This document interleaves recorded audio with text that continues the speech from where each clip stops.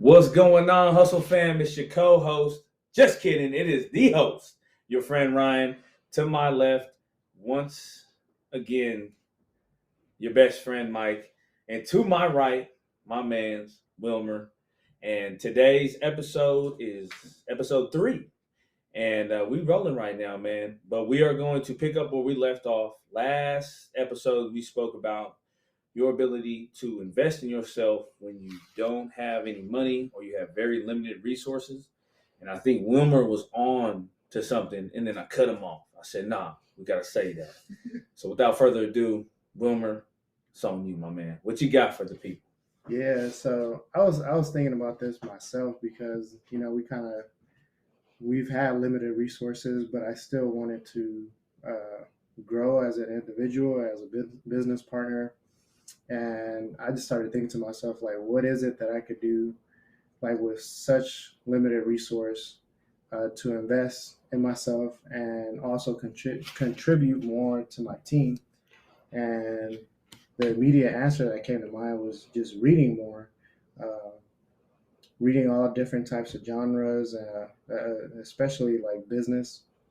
And so that's what I did. I set out to read, and I've actually learned quite a bit, which I've been able to apply and contribute to my team. So So, not to cut you off, so let's give some flesh to this. Mhm.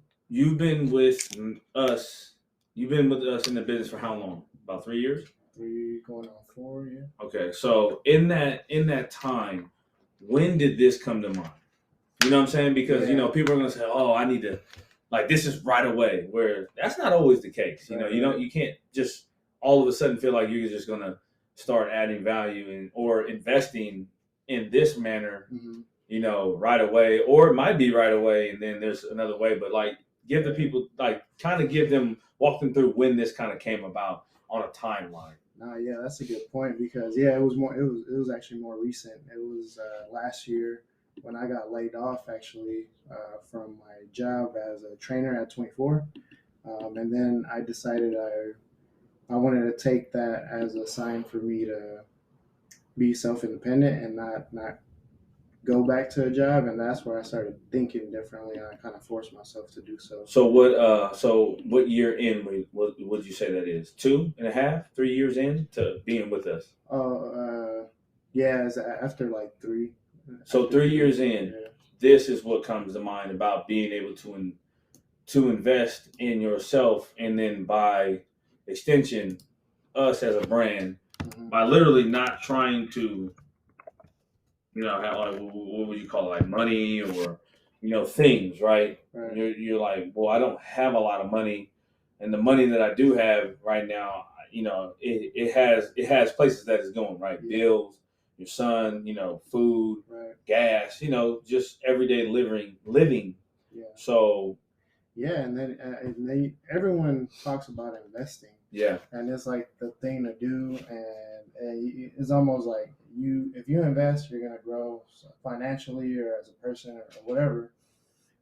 So that's where like that train of thought came from. It's like, okay, like I want to invest money, but that's not where I'm at currently. Yeah. So like, what can I invest? And I have time right now. I have time on my hands, and reading seemed to be the or my knowledge was something I needed to invest in because I dropped out of college, and so I could still self educate myself. Yeah, that's good.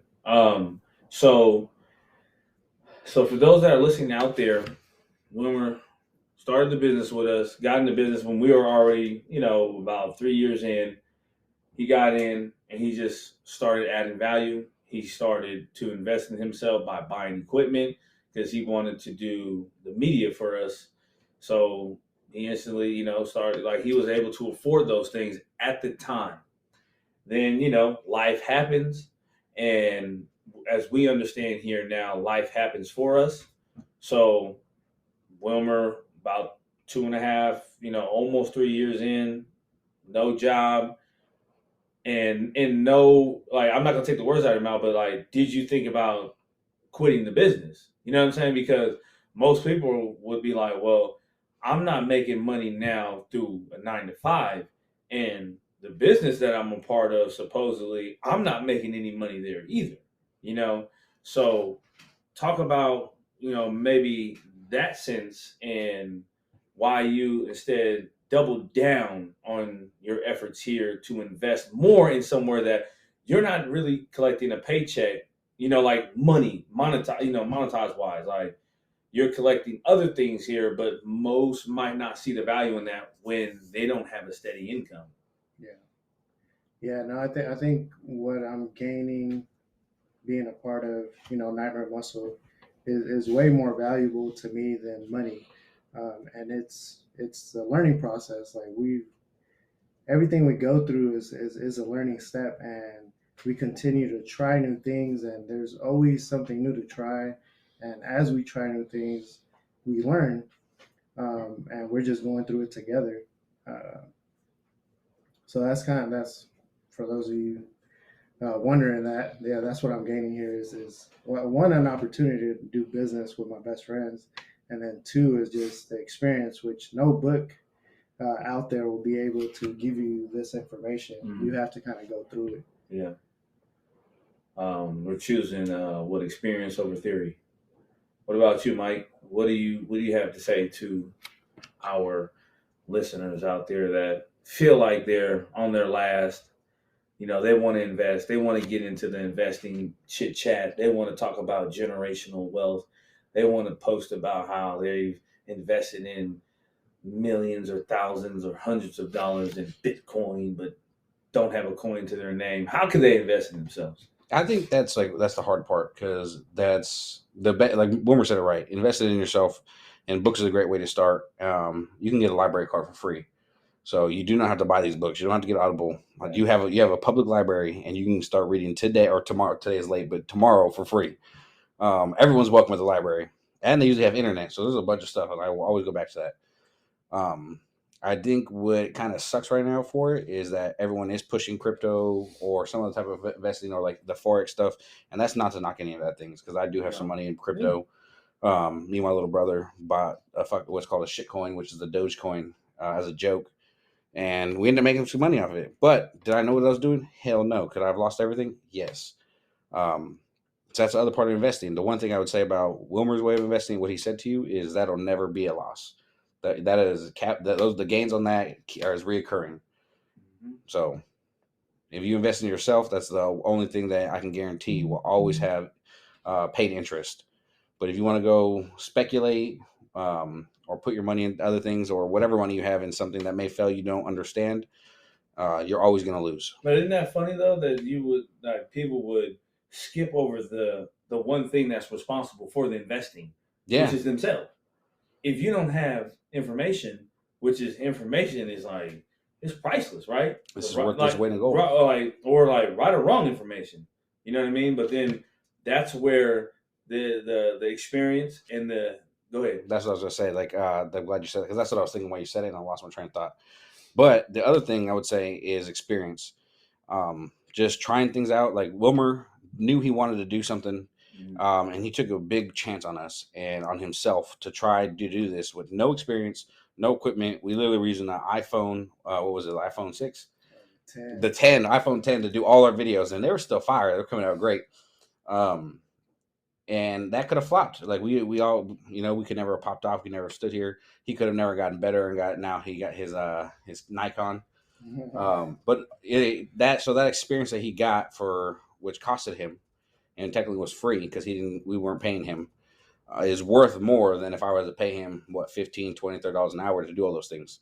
Because let's say he keeps doing that, you can keep, as long as you're getting money, you'll probably still stay doing the same thing, unless you have aspirations to be better. Yeah, and then well, I'm also a father, so I have my son who's basically paying attention to everything I do. So like, what would me like quitting, or any of those things, like what would that say to my son? So that's why I need to pull through. It's not for the money. It's for him and what I'm showing those that are coming behind us.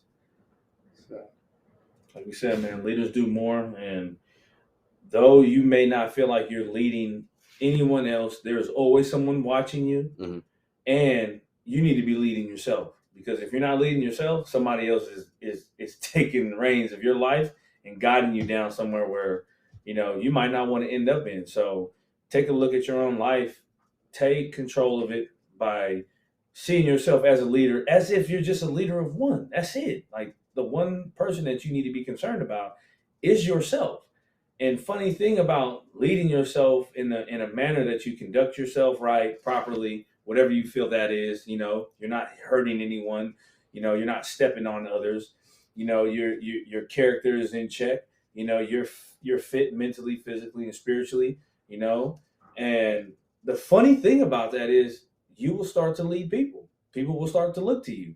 People will start to ask you questions, very, very, very subtly, but and lightly. But you will start to notice that people will look to you for some advice. And bare minimum, you're the leader of your future self. That's it. That's it. So, to Wilmer's point, man, and I've always pushed this here with us is, personal development, self development, and that ultimately falls under self-investment. That's the best self-love that you can ever do for yourself, is investing in yourself. And once you can invest in yourself and figure out what it is that you are truly interested in, you can go in that direction. And trust me, there's a space for everyone to make something out of nothing, or to make some type of income, if that's how we want to look at these things, but initially that's why you just start off in a creative space and you just go because you love it. But you can only find that out when you start to invest in yourself and start to navigate through this world, through your own world, and just find out what you like, man. And that's all we really did here, and that's all we're really still doing. We're just trying to figure out what works for us best, what roles work here best, and then we start to invest in ourselves individually, so the collective unit here is much more capable of taking things on together, because we all have taken care of ourselves. And as we take care of ourselves, now the group is healthy. I would say that, and another thing that on top of that, to make yourself recession proof, knowledge and experience takes the cake. Yeah. If you're continuously trying to learn something new or educate yourself, or at least learning from your experiences and not doing the same thing over and over, like shooting yourself in the foot, you're always going to be better off, even if you lose everything. Oh yeah. It's kind of like training. Like if you know how to train, you can stop training for a year. Once you decide to get back to it, you know exactly what to do to get the results. And speaking of training, little segue now. Speaking of training, I think we have a topic that we would like to touch on to this back half of our podcast, and it has to do with powerlifting, because that's what we do here. We do multiple things in fitness, but powerlifting is what brought us all together. That is the community that we feel that we serve, and we serve as best as we can. And Mike has that subject for us to talk about. And so today's question is where to start powerlifting. What does that mean, though? Like, where do you start? You see the sport on Instagram or online or wherever, where do you start if you want to start doing this? Let's say don't go to your fucking commercial gym. If you live in the area, we're from San Leandro. Well, that's all we got. From so Oakland. Mike's from Hayward. Stay away from those commercial gyms. I would say we should probably talk to those people first, because I think there's way more people that only have access to 24 and Crunch and all that. Well, if you have access to a powerlifting gym facility, it'll save you a lot of time. A lot of heartache, a lot of injuries, a lot of nonsense, and a lot of money. Yes. Okay. Let's not get this twisted, because we did do a video. Go check out our video on Nightmare Muscle YouTube channel. We talk about starting powerlifting, and we go over this. But we'll go over this for you guys. Where to start powerlifting. I would say that the Hayward 24 off of Jackson was probably one of the best commercial gyms out there in the Bay Area. I would like to say out of the commercial gyms, because we had a lot of veteran lifters in that gym that did powerlift, and they were actually really strong guys. And I think that's how I got exposed to it. Mike also was in that gym too as well. And Mike's experience came from go ahead and let them know where your experience came from. I used to work at Boss Barbell. No, So whose I gym don't. is that? That's Dan Green's gym No. and Sparkles. I don't ever talk about it much. I love them to death. I love everything they ever did for me. Absolutely. Yeah. One thing that most people don't know is that they were actually one of the reasons I got close to God. That's a whole nother topic, but I got nothing but love for them. And if it wasn't for working there, I probably never would have actually competed. So my first meet was back in 2013. I'm barely 18 years old, and I was looking a fool. I had an ugly porn stash that I thought I looked cool as fucking. And lo and behold, here we are, almost 10 years later. But I hit 2022, so was that 8 years now? Mm.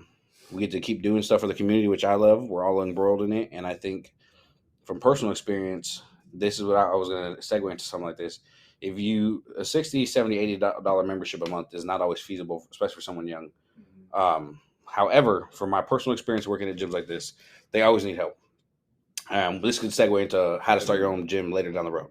Because there's one thing I learned working at a gym is cleaning is the only thing you really do. Cleaning and some like tours. But if you can clean a bathroom and you're not afraid to get dirty and do things like that and clean up after people, and There's always room for you. There's room for you, and I guarantee that gym owner will love you, and they'll probably help you out.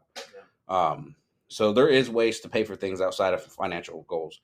And I think that says it goes back to the investing thing. This will invest in you. If you can fucking clean up after someone's piss and shit, to be honest, that's really what it is. You can't do in this world. This is facts. If you can look over past yourself and say you're not too good to clean some bathrooms and make sure everything's like that and learn these. These are skills though. You're gonna have to put that in the quote.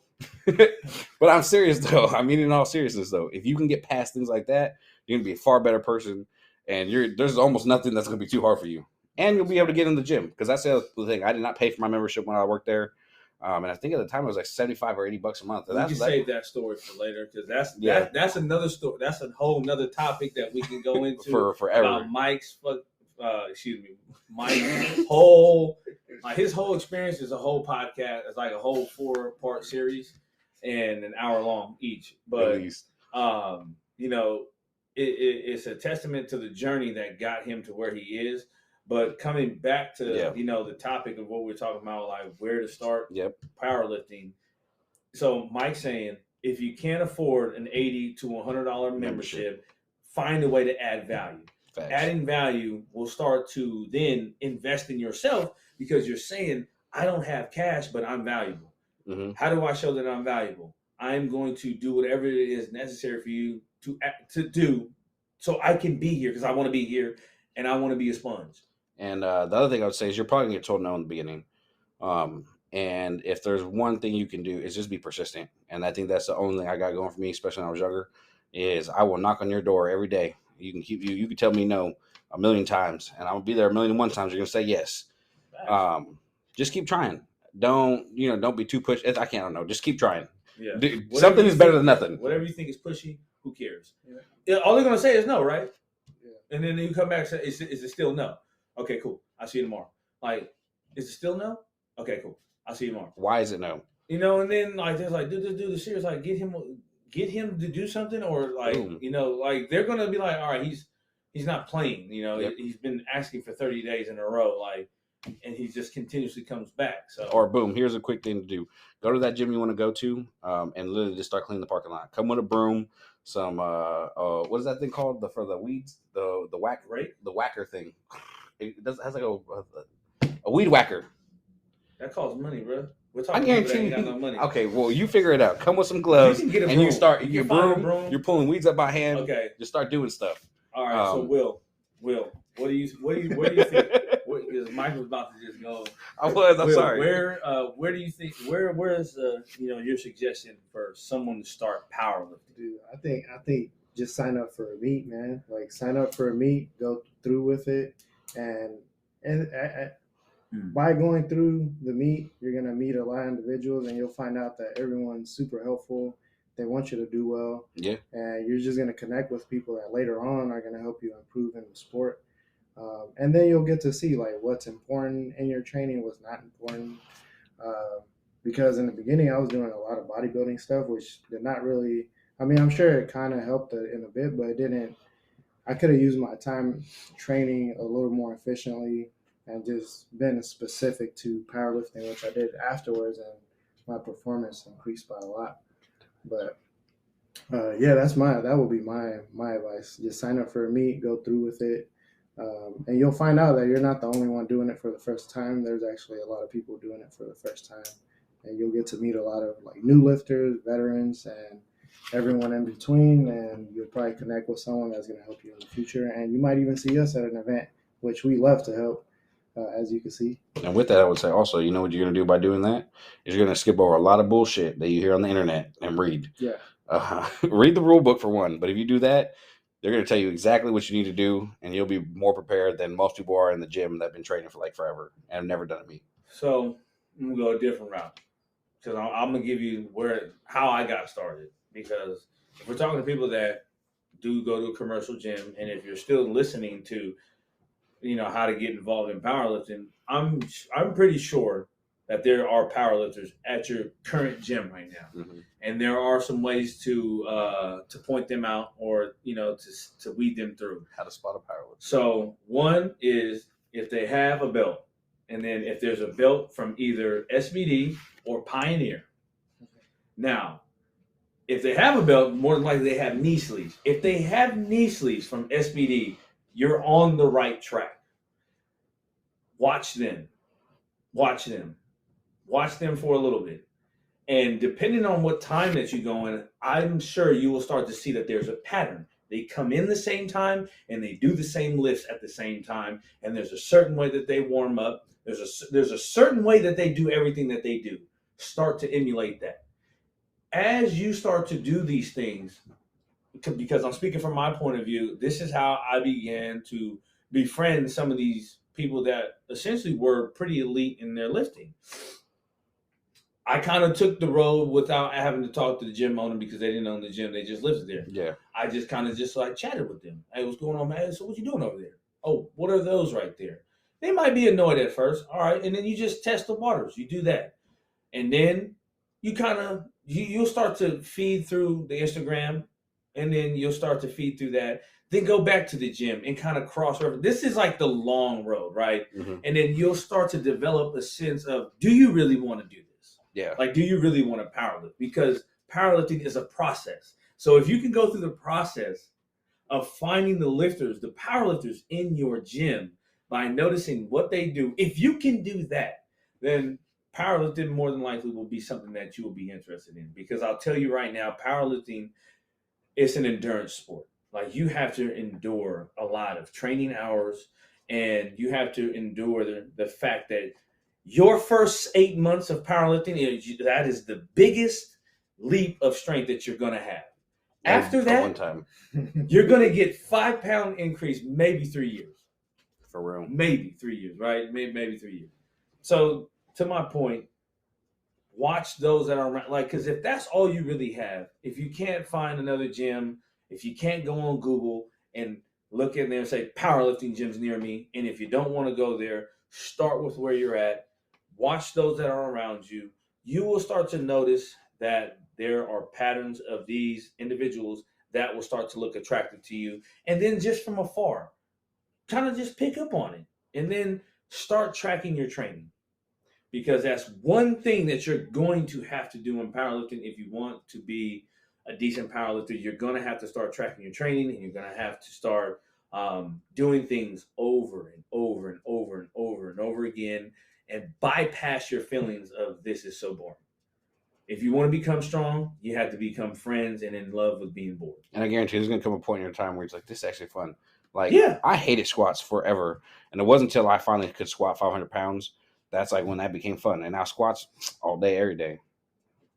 So I truly feel, if you don't want to go the route that Warmer says, to just sign up for me because you're too chicken to do it, and you don't want to drop the 50 bones or the 60 bones on a membership, if you don't want to drop the 100, to get, or put some sweat equity to get it, to sell, the $90 to sign up for me, and then you don't know where the gym is because you don't know how to use Google Maps, hey, it happens. Go ahead and just fish through the sea of nonsense at your local 24, which I know I said in the beginning, don't find them there, but there are some really good lifters. Like there are some good lifters that I'm around, and trust me, you know they're powerlifting because they take a shit ton of time to either bench, squat, or deadlift, or warm up. and they're warm. They got the foam rollers.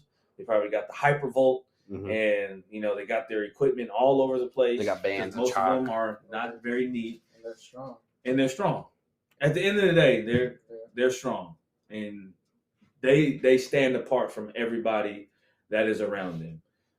So if you probably won't see Wilmer and Mike because they've been banned from 24-hour, and it's okay because I still hold it down there. So if you see me in the gym, come talk to me.